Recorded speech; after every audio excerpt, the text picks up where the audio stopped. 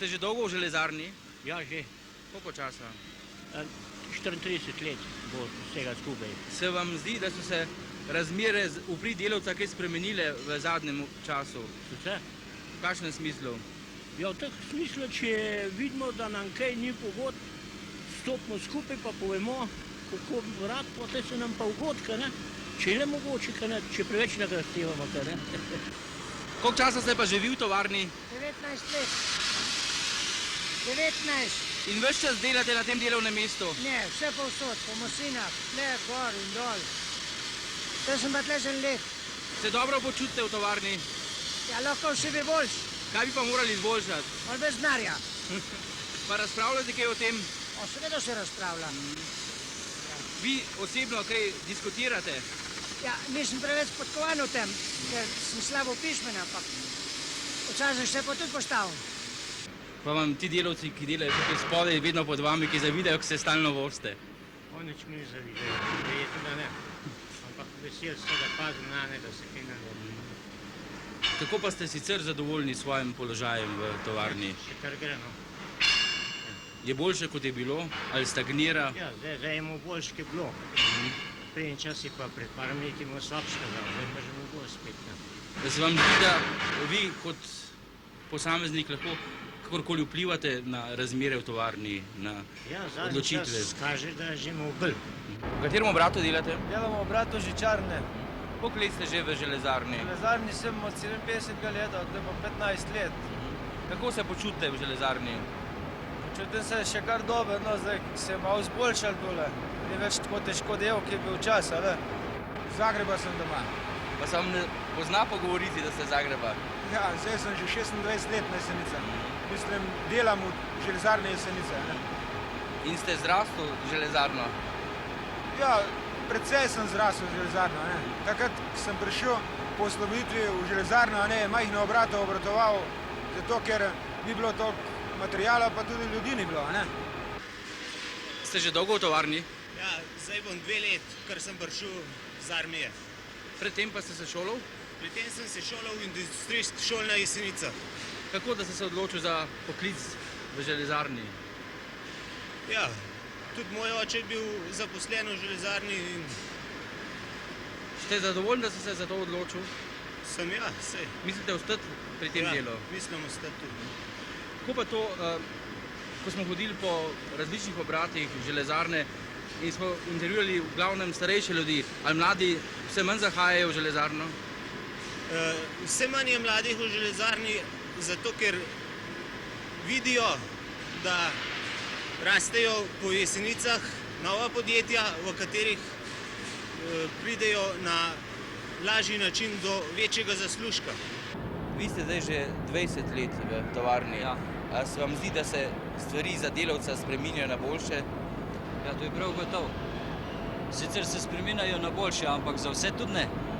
Ker če mi pogledamo samo, kolikokrat so se od 50. leta pa do danes popravile tarifne postavke in so se popravljale zmeraj samo na procente navzgor.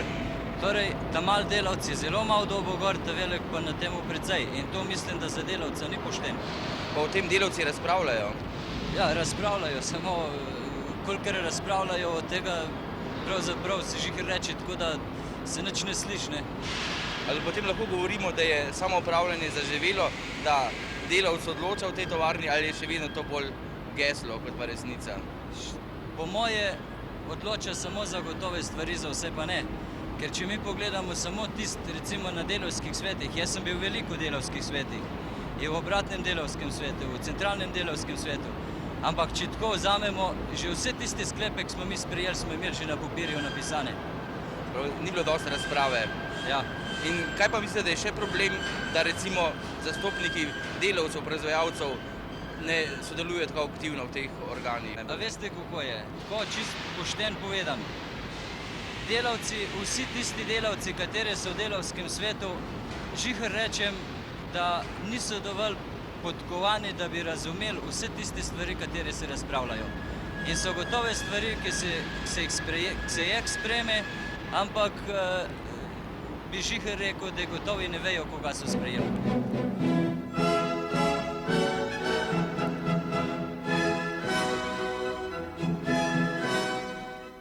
Panorama, ki je ni treba posebej predstavljati. Med vršace stisnjena dolina, ki svojo preteklostjo in svojo sedanjostjo še kako odmevno sodeluje v pisanju življenjepisa o Sloveniji, slovenskem človeku. Tovarna, ki je s pečmi prižgala življenje ljudem v dolini. Skozi desetletja jim je dajala ne vedno enako velik kos kruha, hkrati pa z oblaki rdečkasto rjavega dima jemala marsikaj in spreminjala podobo kraja.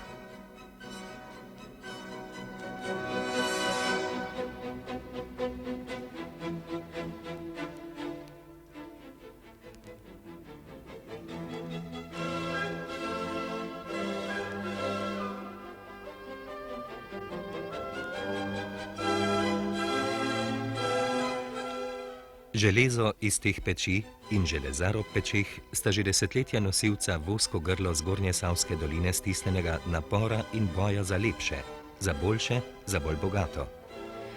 Skopost v dajanju in brezobzirnost v jemanju, v izkoriščanju, je jeseniškega železarja pognala v upor, v revolucijo, ki jo je tudi zmagovito končal.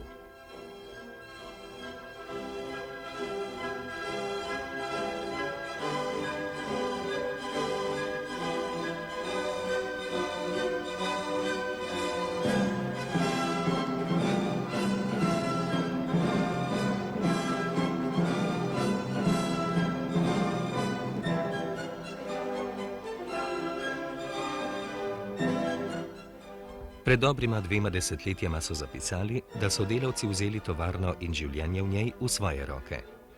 Odkrili so spomenik ustvarjenim pogojem, zato da bi besede postale dejstvo. Kje so v železarni v tem dolgotrajnem in zapletenem procesu spreminjanja preprostega, a zgodovinsko pomembnega gesla v stvarnost? Kje so ovire, ki povzročajo vijuganje poti? Kje morda demagoška fasada poskuša prikrivati dejansko stopnjo resnične samoupravnosti? Poskušamo biti čim bolj odkriti, da bi bili bolj resnični in bolj učinkoviti. S tako izpisanim delovnim nalogom smo se za nekaj razgovorov in nekaj srečanj pridružili jeseniškim železarjem.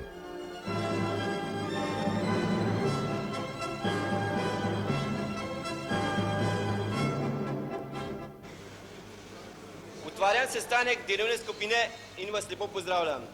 Dnevni red je sledeč. Prvič, poročilo o delu v strojnih delavnicah za mesec februar. Drugič, poročilo in razprava o osnutku pravilnika o podeljevanju delovnih priznanj članov delovne skupnosti Združenega podjetja slovenskih železarn, Železarne Jesenice. Tretjič, novi sistem nagrajevanja in predlogi za bodočo ureditev. V mehaničnih delavnicah prisostvujemo sestanku delovne skupine, v kateri, kakor pravi statut, uresničujejo železarji neposredno samoupravljanje.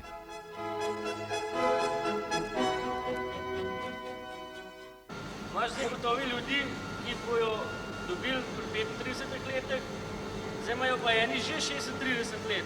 Tle bo že vprašanja zdaj po delavnic gotovih ljudi, ki bojo zdaj šli v penzion. In imajo 36 let, se pravi, da ne bo nič dobil, šel bo pa drug let v penzion. Kaj bo s tem ljudmi? Ali dobijo ali ne dobijo? Po temu osnutku ne dobijo. On je zdaj bil toliko let. Ja. Ste pripombe, da to ni pravilno.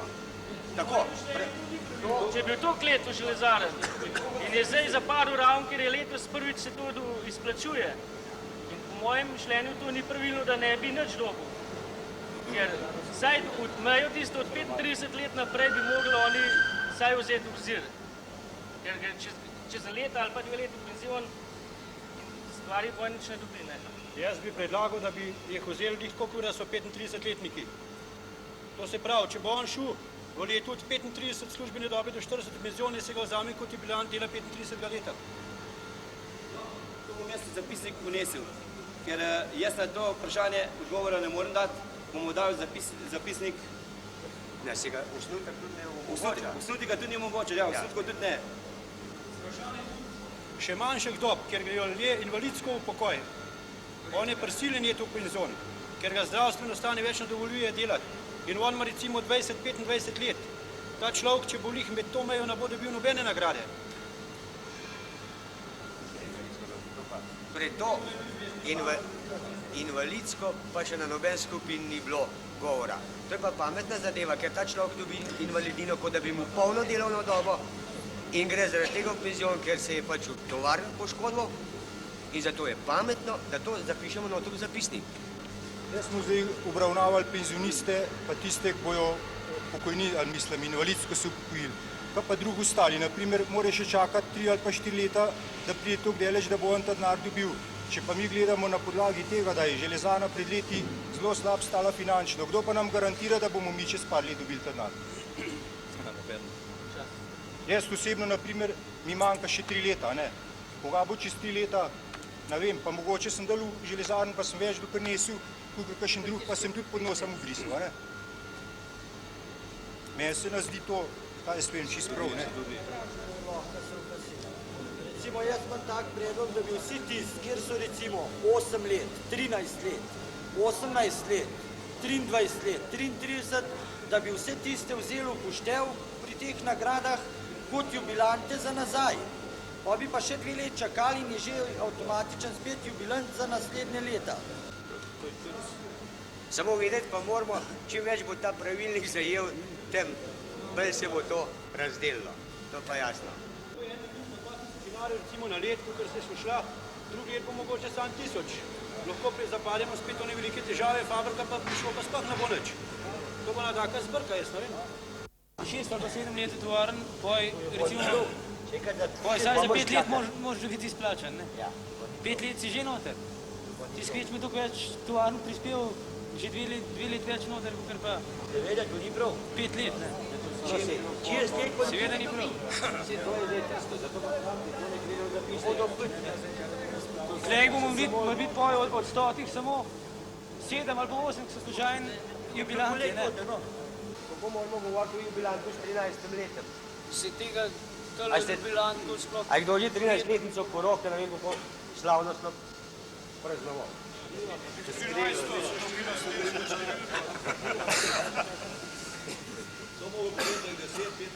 Pa za vsak let nekaj, recimo Jurija, 2 nos, če je nar, ne pa ni vredno. Drugač pa jubilanti pač, jubilante ne, to so dobe, ne. In je namen tudi to, ne, da neko še ljudi priveže na svoj podjetje, ne. Ker za 20 jurjev dobu za 4 leta nazaj, s tem ga nav nič prvizel. Če že enkrat denar zastalati, ne se vsem stala, ne pa samo tisto, pravilo bi to delali. A samo strugari so zmeraj dan na dan, kadar je sestanek. Mi skoblarji smo pa ostali, pa kamor več ne gremo, jaz sem že 26 let, pravzaprav 39 let gor, 33 let tele noter, pa ima samo 7. Vasi pa jaz ti bom. Ne, si zmeraj sam se. Na morte gor do zdaj. Vasi pa jaz ti bom. Kaj? Ja, samo strugari s tih 7 gor za skoblarja, pa ben ne reče nobene besede. To še za grupe gre, za grupe sem jaz postavil, ne za tega pa tega. Grupe, naša grupe ne boš nama da. Torej, pravilno, in jaz pravzaprav prav želim, da vsa tale stvar noter pride. Zaradi tega, ker in na partijskem sestanku, ko sem jaz tudi zraven, sem tudi te stvari razložil, pa tudi na drugih sestankih, pa po sestankih delovnih skupin. Samo s predlogi to namo dosegli. To je treba akcijo narediti. In ta akcija je, da vseh naših zapisnikih to pride. Razlika med tistim, ki naredi poklicno šolo in pa med tehnikom je samo 1 leto. Poklicni delavec štarta s 4. skupino, tehnik pa štarta z 11. Torej, ne ena grupa. To je še zmeraj status poklicnega delavca prenizko postavljen v naš delavski ureditvi. Še zmeraj prenizko. In to se morate boriti, samo spet vam rečem, brez vaše pomoči se ne bo dal nič doseči. Ja, mi brez vaše pa tudi ne moremo. Sestanka delovne skupine je konec. Filmski trak je posnel samo izvleček, bolj v ilustracijo prizadetosti in načina reagiranja ljudi, kot pa za vsebinsko oceno sestanka, ki je trajal 1,5 ure.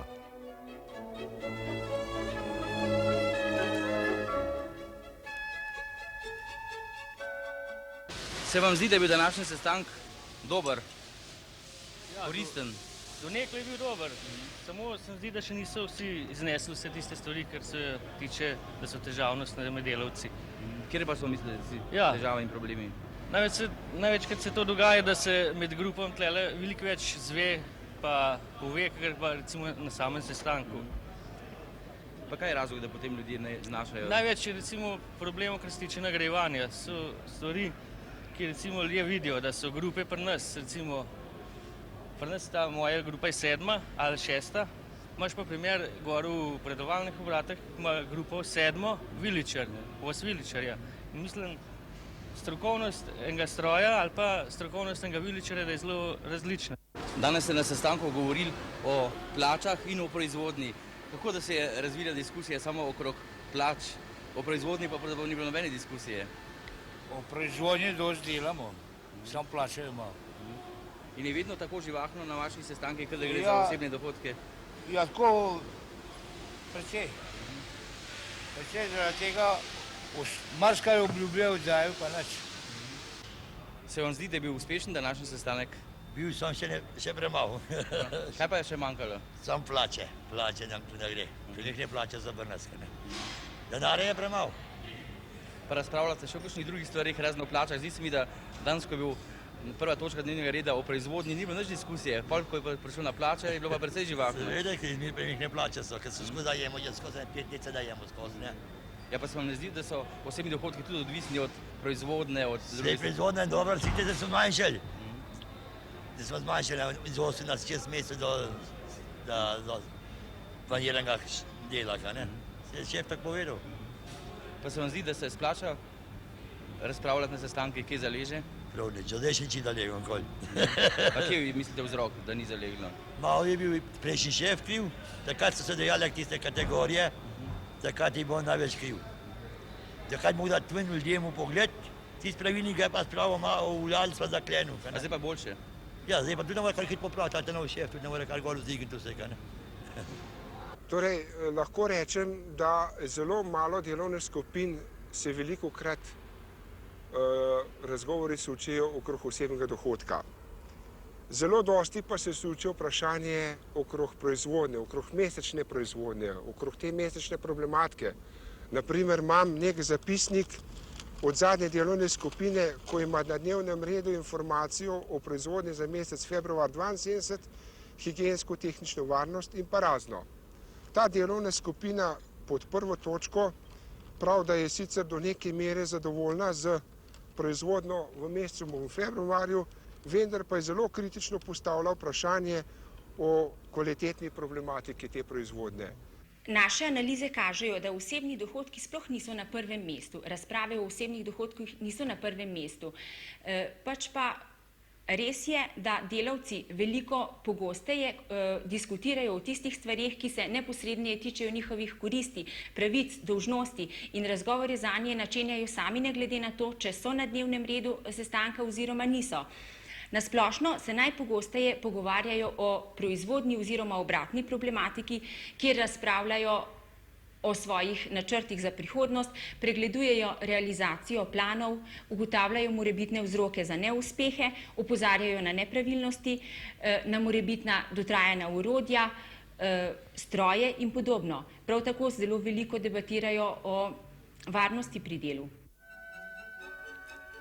Vodja delovne skupine po sestanku napiše zapisnik, ki ga dobijo v roke obratovodje in samoupravni organi tovarne. Izvlečki iz zapisnikov pridejo v roke službam ali posameznikom, ki jih najkonkretneje zadevajo predlogi zahteve ali pritožbe. Le-ti so dolžni ukrepati, obvestiti o ukrepih prizadete delovne skupine ali pa jih obvestiti, zakaj predlogov ali pritožb niso mogli upoštevati. V vsej železarni je 256 skupin in vsa njihova dejavnost je registrirana v teh fasciklih. Kako pa je upoštevana njihova dejavnost v praksi?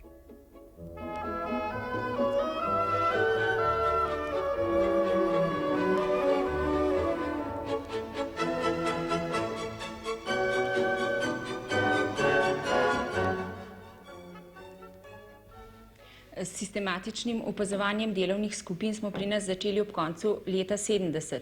Naš problem je bilo število sestankov delovnih skupin in pa problematika, ki je bila na njih predmet razgovorov. Na začetku se je opazila določena stagnacija v pogostosti sestajanja, v vsebini pa smo vedeli samo to, kaj naj bi delovne skupine na svojih sestankih obravnavale.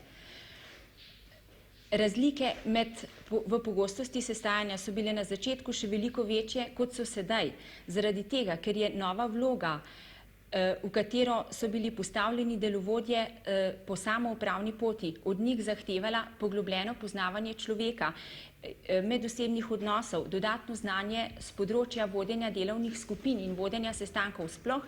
Zato so se v tej situaciji pač bolje znašli tisti delovodje, ki jim ta situacija ni bila povsem nova. Vi ste vodja delovne skupine v Valjarni. Ali nam lahko predstavite aktivnost delovne skupine? V čem je ta aktivnost? Ja, aktivnost delovne skupine je v tem, da ima čim več sestankov, oziroma da se čim večkrat pogovori o vseh teh zadevah, ki pač delavce zanimajo. Pa ti sestanki so redni in se na njih resnično razpravlja, ali so samo formalni? So redni.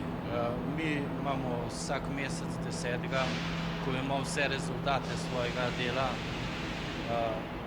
imamo obratovodsko konferenco, tam dobimo informacije in potem od 5 dneh približno do 15. naredimo sestanek delovne skupine. In tam potem obravnavamo svoje proizvodne rezultate, pa tudi pomanjkljivosti, ki so bile v preteklem mesecu. Ali ta delovna skupina na svojem sestanku lahko o čem dokončno odloča ali lahko samo razpravlja in daje predloge? Ja, pravzaprav, če bi rekel, delovne skupine so se uveljavile zadnje leto šele. Prej pravzaprav nismo niti vedeli, kaj naj bi delali, kaj naj bi razpravljali. Tudi materijale včasih nismo imeli za razpravo.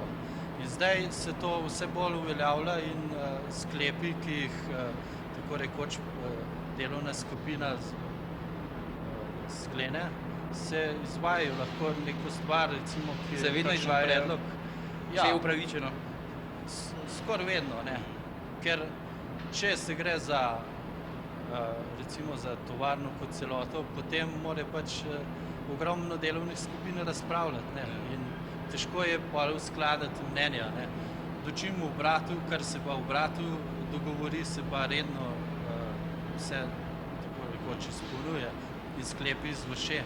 Ali se vam zdi, po izkušnjah, ki jih imate s to delovno skupino, mislim, a je ta samoupravni mehanizem, ki je razvit v tovarni, nekaj, kar so ljudje sprejeli, ali imajo občutek, da jim je to vsiljeno in da tega ne potrebujejo? Ja, to je težko reči. Gotov procent ljudi imajo občutek, da je to potrebno. Gotov procenti pa tudi ljudi, ki tega mogoče ne razumejo ali pa, kaj smeli, malo drugače mišljenje, da je pa tudi kakor da bi bil vsiljiv. To je gotovo manjši procenti. Se vam zdi, da ta glas delavca, recimo v delovni skupini, vedno pride tudi do najvišjih samoupravnih organov in vodstva podjetja, če je potrebno? Pride, ja. Zato, ker je pač delovna skupina, naredim jaz kot vodja zapisnik, in ta zapisnik gre na obratovodstvo in potem na samoupravne organe železarne. Po drugi strani pa še v našem glasilu železar so vsi zapisniki v kratki vsebini povzeti, tudi objavljeni. Železar je prav gotovo pomemben člen v procesu samoupravnega komuniciranja v delovnem kolektivu železarne. Že 14. leto izhaja kot tednik v nakladi 8700 izvodov. Lahko trdim, da je odmevnost med našimi bralci dost pomembna, vsaj za nas, kajti večino našega glasila pravzaprav sestavljajo ravno prispevki članov kolektiva, ker nimamo profesionalnih novinarjev in nam oni pri sestavljanju tedenske številke na eni strani pomagajo z dopisi, na drugi strani pa tudi z signali, kje in kaj in o čem naj bi pisali. Tako so nam, na primer, sestanki delovnih skupin dost pomemben področje, kjer prav dobimo signale, o čem naj pišemo. Ker če se nek problem ali neko vprašanje v večji množici delovnih skupin pojavlja, potem je prav gotovo potrebno dati nanje tudi ustrezen odgovor. In ta odgovor običajno poiščemo pri ustreznih strokovnih službah ali pri določenih posameznikih. Zanimalo nas je, kako so se delavci zrasli z delovno skupino, ali jo že čutijo in cenijo kot učinkovito sredstvo soodločanja. A redno sodelujete na sestankih delovnih skupin? Redno. Vsak mesec enkrat se skliče sestanek in se redno zberemo. A sodelujete kaj v razpravah na teh sestankih? Ja, sodelujem.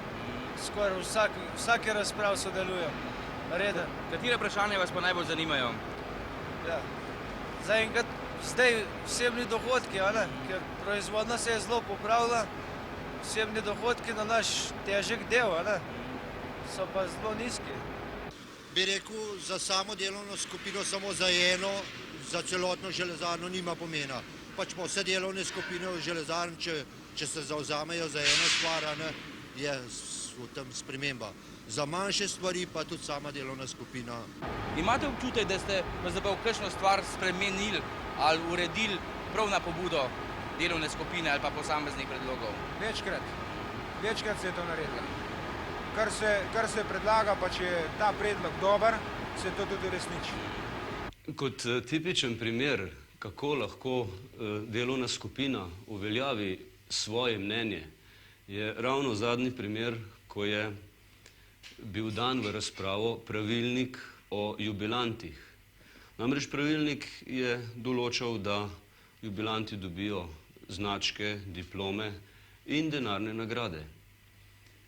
Ti jubilanti so delavci na 5 let, torej 5, 10 in tako naprej. No in delovne skupine, ko so razpravljale o tem pravilniku, so skoraj vse prišle do istega spoznanja, da v tej obliki ta pravilnik ne more biti sprejet, ker situacija, kakršna je sedaj, gospodarska, predvsem v Jugoslaviji, ne garantira, da bo lahko jubilant v naslednjem letu tudi dobil denarno nagrado. In je sigurno, da mora delavski svet upoštevati mnenja delovnih skupin, še prej pa seveda ustrezna služba, ki je pravilnik pripravila in ga bo morala sedaj ustrezno temu spremeniti. Kaj pa delovna skupina? Se vam zdi, da je pa življenje in delo delovne skupine in razprave, da je pa to koristno? Ja, seveda je koristno. To je prav gotovo, da je, ker če tega ne bi bilo mogoče še veliko slabiš, kakor je, ne. Naprimer, naša delovna skupina, če vzamemo samo naš obrat tlele, mi smo imeli v lanskem letu, žiher rečem, ne vem, če je kakšen mesec izostal, ali pa nobeden, žiher rečem, nobeden. V vsakem mesecu smo imeli sestank delovne skupine. Ne zdi se mi pa prav to, da na sestank delovne skupine pride samo naš asistent. Odkar imamo novega šefa, žiher rečem, novega ga še nisem videl na sestanku delovne skupine. Predvsem moram poudariti tukaj delovne skupine, ki so formirane po obratih, katere rešujejo vrsto problemov, ki so za nas, za tehnične ljudi, sila pomembne. Pomembne so zaradi tega, ker z njihovih mnenj dobimo dosti predlogov, na katere se potem oslanjamo in le na osnovi tega lahko pričakujemo boljše rezultate v svojem obratu. Kot obratovodja obrata zelo skrbno pregledujem zapisnike delovnih skupin, na katere potem tudi odgovarjam, okolikor je to v moji moči, okolikor pa to ni, pa te vprašanja posredujem naprej službam, za katere tudi dobim v kratkem času odgovore. Menim, da pri osnovnih organih oziroma pri osnovnih celicah samoupravnega mehanizma pri delovnih skupinah, da bomo morali posredovati več boljših, vsebinsko boljših, bolj razumljivih informacij, predvsem pa načrtne informacije. Da bomo morali zagotoviti zvratni tok informacije in po teh informacijah tudi reagiranje od odgovornih delavcev in služb. Kar se pa tiče organov upravljanja, ravno tako moramo zagotoviti dobro informacijo, predvsem pa smatram, da je potrebno, da se sklepi, ki jih ti organi sprejemajo, dosledno izvajajo po odgovornih delavcih in dolnih izvršilnih organih in službah.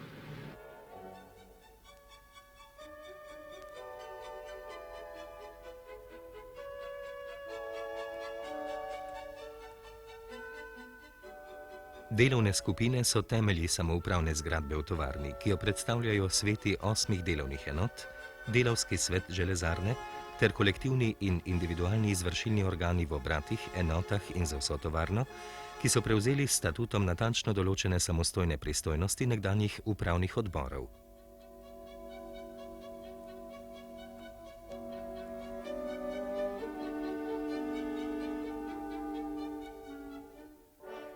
Tovariši, otvarjam skupno sejo odbora za kadre in splošne zadeve, ter vas pozdravljam. Za dnevni red predlagam eno točko, razprava o predlogu reorganizacije v obratovodstvu. Po uvodni informaciji direktorja kadrovskega sektorja se je razvila živahna razprava. Namen novega dokumenta je boljša organizacija obratovodstev, ki naj bi zagotovila zanesljivejše napredovanje strokovnih kadrov. Asistent, ki postavljen tehnolog, obratovodja, da se ne ukvarja več za kvaliteto, oziroma se ukvarja samo posredno. Je to že kaj bolj natančno določeno? Ja, tako je tudi mišljeno. Da ne bi zdaj obratovodja hodil na kvalitetne konference, ampak ne na kvalitetno konferenco. Zdaj, če jaz s to konferenco ponazorujem odgovornost tega človeka, ne? Mi smo tle v večjih protislovjah. Nekje je to, da nismo organizirani imeli v pravem pomenu obratovodstva in predsednik prav ugotovil, da obratovodstvo za vse odgovarjal in vse prenašal in ni bo predeljenih teh funkcij. Na drugi strani smo pa konstatirali v preteklosti in ne malo primerov diplomiranih inženirjev z obratov, ko so govorili, kaj vse počenajo. Vse drugo delajo kot pa tista inženirska posla, za kar smo jih šolali. Podoben je tudi na drugih delovnih mestih, zato mislim, da se moramo še enkrat gremo v reorganizacijo. Zmen, mislim, ne zdaj tlele, ampak da je to, naj bo to sistemsko delo, da bo ta mesta tudi ustrezno zasedena. Danes niso, jaz mislim, za sebe vem, zakaj niso. Zato, ker če je nekdo v proizvodni, ne morem, za moje pojme, ni enako delo enega, recimo enega inženirja, ki naj bo prvi asistent na plavžu, martinarne, v nekem težkem obratu, ali pa v eni službi. Ne oporekam mu strokovnosti ali pa odgovornosti za njegovo delo. Vse je v redu, samo pogoji dela so pa tako bistveno drugačni, da bi tudi materialna stimulacija mogla bistveno drugačna, pri nas pa tega ni. Ali bo s to reorganizacijo premoščena ta vrzel, ki danes nastopa? Danes imamo za direktno proizvodno odgovoren je kdo? Dnevski delovodja in pa preddelavci, tako rekoč, vodilni delavci. Za vodenje kompletnega obrata je odgovoren obratovodja, naprej kolegiju in svojemu direktorju. Asistenti, dnevski asistenti ali s kakršnim koli nazivom so pa več ali manj se čutijo ljudje v senci. Če bomo mi spremenili obratovodstvo za glede na tehnologijo pa vodja proizvodnje in tako naprej, moramo enako spremeniti tudi vzdrževanje. Če to mi ne bomo naredili, nam vsa dobra tehnologija ne bo nič pomagala. Tele me zanima, kdaj je to planirano, da bo ta nov sistem šel, oziroma kaj je mišljeno, kaj se bo pripravilo, kar se izobraževanja tiče. Ker tlele, kot je direktor omenil, ekonomika podjetja, organizacijo, marketing, načrtovanje, vodenje, delo z ljudmi, to je toliko novih znanj, pa dobro vemo, da jih zdaj le dovolj ne obvladamo. Z novo organizacijo jih bomo morali pa še bolj. Vi ste predsednik odbora za življenjske pogoje in rekreacijo. Katere so osnovne delovne obveznosti tega odbora? Osnovne delovne obveznosti tega odbora so zelo široke, saj zahtevajo obravnavo celotnega področja družbenega standarda, kamor spada stanovanjsko vprašanje, to se pravi nakup stanovanj, izgradnja stanovanj, individualna gradnja, delitev posojil, spada potem vprašanje rekreativne in športne dejavnosti, vprašanje vdihov v naših počitniških domovih, vprašanje samskih domov in pa tudi prevozi na delo. V čem je poudarek pri izbiri ljudi v te odbore? Ali je že večji poudarek na strokovnosti ali na zastopanosti vseh delov vaše tovarne? Torej, z ozirom na strokovnost same teme, ki jo obravnava ta odbor, je vsekakor zahteva se tudi primerna kvalifikacijska struktura tega odbora, da je potem tudi lahko v zadostni meri odgovoren, strokovno odgovoren za sklepe oziroma za svoja izvajanja. Zato so v tem odboru pretežno člani z vsaj srednjo šolo, medtem ko so tudi predstavniki delavcev. Prej je te stvari obravnaval upravni odbor, zdaj pa za to poseben odbor, ki se ukvarja samo s tem vprašanji, ali je delo za to kvalitetnejše? Brez dvoma.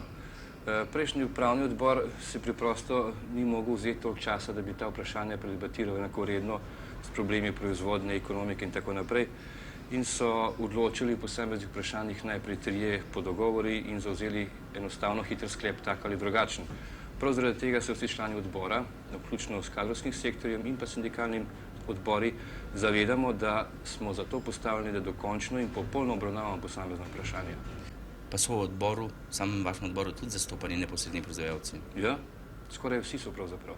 Skoraj vsi so neposredni proizvajalci, zato jim lahko verjamemo, kadar ta problem obravnavajo, ker ga obravnavajo svojega stališča in tako obravnavani problemi so brez dvoma uspeh. Z novo samoupravno organizacijo je centralni delavski svet prenesel del svojih pristojnosti na kolektivne in individualne izvršilne organe. Ali je s tem centralni delavski svet kaj izgubil na svoji dejavnosti in učinkovitosti? Lahko trdim, da delavski svet ni izgubil na svoji učinkovitosti in na svoji kvaliteti. Namreč, s tem, ko je prenesel določene pristojnosti na odbore in komisije, to na individualne izvršilne organe in kolektivne izvršilne organe, s tem je pravzaprav razbremenil svoje delo, s tem, da se ne ukvarja več z manj pomembnimi stvarmi, ampak da se resnično ukvarja s tistim, za kar naj bi delavski sveti po podjetjih resnično bili. Namreč ukvarja se predvsem s politiko železarne v okviru Združenega podjetja slovenskih železarn, tako na področju investicij, razvoja, plana proizvodne, financ in tako dalje. Enako pa se ukvarja tudi z podobnimi stvarmi v lastni železarni in s tem je pridobil na kvaliteti in na globini svojega dela. Celotna samoupravna zgradba ima svojo pravno utemeljitev v statutu. Ta dokument je menda med redkimi, če ne edini na Slovenskem, ki upošteva tudi takojšnji sestanek, torej prekinitev dela, kadar so izčrpane vse druge samoupravne možnosti. Seveda natančno določa tudi sankcije za neodgovornost in nastalo škodo. V tovarni imate izredno razvejeno samoupravno shemo, ki je okvir za dejanski vpliv, soodločanje in komuniciranje v vseh smerih. Je po vašem mnenju ta shema tudi dobila polno vsebino? Vidite, to so zapolniti vsebinsko vso to samoupravno shemo, ki je v železarni, je dovolj težak in bo tudi prav gotovo dolgotrajen proces. Zato ne bi upal trditi v tem momentu, da ima celotna shema že tudi tisto vsebino, ki smo jo ob formiranju tega pričakovali in ki jo seveda tudi upravičeno pričakujemo v prihodnje. Mnogo je zadržkov od tega, da se morajo ljudje sami navaditi, da jim te pravice gredo in jih tudi v polni meri izkoriščati, do tega, da vsi tisti, ki vodijo to podjetje, spoznajo, da jim je pri njihovem delu, pri doseganju ciljev, ki so lahko čisto tehnološki, poslovni, nujno potrebno sodelovanje celotnega kolektiva za uspešno doseganje takih ciljev. Kje so po vašem mnenju temeljne ovire oziroma temeljni problemi, ki so na poti razvoja v takšni smeri, kot pravite? Nedvomno je eden osnovnih vzrokov, da naši vodilni ljudje pogostokrat niso pripravljeni po svoji formalni izobrazbi že za tako demokratično vodenje. Če pomislite, da je 256 delovnih skupin in da ima vsaka taka delovna skupina svojega vodja, ki bi moral vse te procese ne samo tehnološko in strokovno poznati, ampak tudi družbeno poznati, potem morate vendarle računati s tem, da bo dokajšen čas pretekel, da se bodo za tako demokratično vodenje vsi ti vodje usposobili. S tem pa ne trdim, da jih že veliko število ni sposobnih ustrezno voditi tako delovno skupino. Kaj pa vaša ocena, recimo i samoupravne osveščenosti ljudi, proizvajalcev? Vidite, ta kolektiv pravzaprav sestavljajo zelo različni ljudje. Zaposleni so iz cele Jugoslavije. Mi imamo dokaj veliko fluktuacijo ljudi v podjetju, zato mislim, da bi lahko trdili, da je večina kolektiva tudi perspektivno usmerjena, da pa vendarle nek manjši del kolektiva prihaja na Jesenice šele tipat ali bo tu ustrezno se ustaliti in svoje življenje na novo zastaviti. Zato tudi včasih prihaja do zelo različnih osebnih interesov. Kako pa je z ovirami za polno rast samouprave v podjetju, ki izvirajo izven tovarne? Te ovire so zlasti pomembne zaradi tega, ker če bo mnogo dogodkov v našem gospodarstvu, ki dajo ljudem občutek nemoči, potem sem prepričan, da bo ta proces vključevanja slehernega proizvajalca, da svojo lastno energijo, svojo lastno iniciativnostjo zagotavlja sebi boljše življenjske in delovne pogoje, še težji kot sicer, če bi te stvari mnogo bolj urejeno tekle, kot smo jih priča v tem danem trenutku. Z razgovori in sodelovanjem na nekaterih sestankih smo si poskušali ustvariti podobo sedanjega stanja samouprave v vaši tovarni. Kako pa vi, tovariš direktor, kot človek številka 1 vodenja te tovarne, razmišljate o nadaljnjem razvoju samouprave v vaši tovarni? Tovarna vsaka, če pa je velika in z veliko dolgo tradicijo, pa še posebno, je neke vrste organizem, ki zahteva zelo veliko različnih aktivnosti. Če je postavljena v kraj, kot je naša železarna na Jesenice, pa predstavlja to še prav posebno breme, saj mora skrbeti ne samo za proizvodni proces, temveč tudi za vrsto drugih dejavnosti.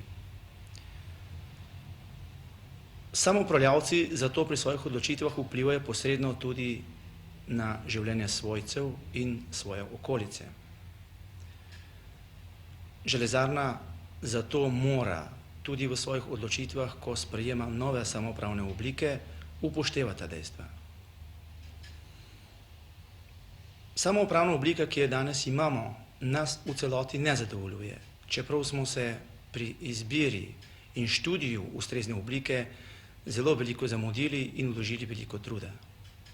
Predvsem opažamo, da med delovnimi skupinami, obratom, delovno enoto in delovskim svetom obstojajo večkrat zelo rahle zveze.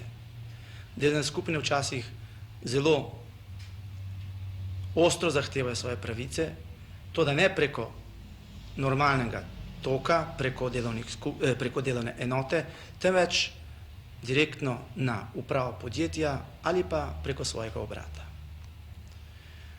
Železarna je že od leta 1969 razdeljena na 8 delovnih enot.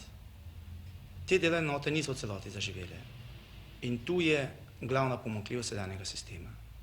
Želeli bi v nadaljnjem razvoju tudi več povezovanj z našo predelovalno industrijo.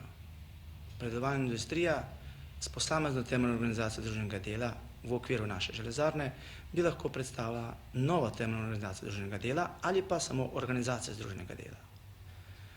Točna oblika bo ugotovljena, ko bomo našli skupne točke, ko bomo našli skupni interes in v zadnjem času zelo veliko študiramo prav te probleme s posameznimi partnerji na okviru Gorenjske in pa v okviru cele Slovenije.